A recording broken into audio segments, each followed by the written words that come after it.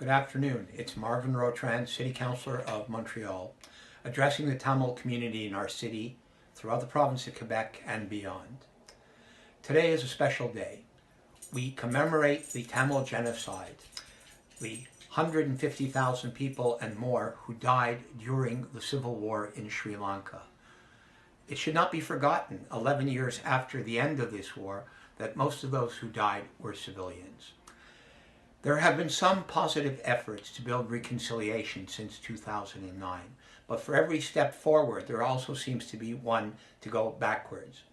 We have talked about a Lessons Learned and Conciliation Commission, which should have provoked major political change. It hasn't led to that.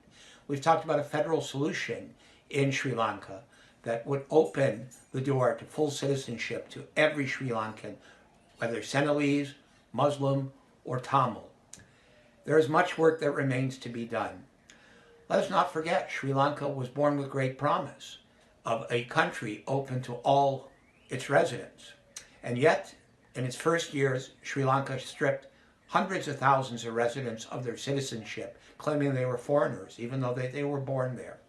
Sri Lanka deported hundreds of thousands of Tamils to India, and Sri Lanka refused to make Tamil an official language. Even today, with some progress, much remains to be done in this country.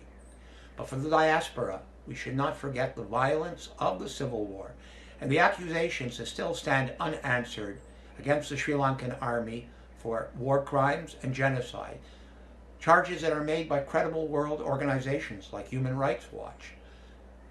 Charges that are backed by some of the instances of the United Nations. We need answers, and we need leadership from the government of Sri Lanka.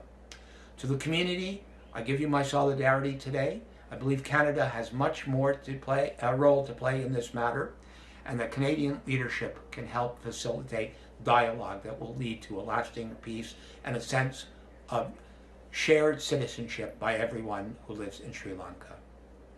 I thank everyone today for the invitation to address you, and let us not forget what happened in the past, and let us look towards the future.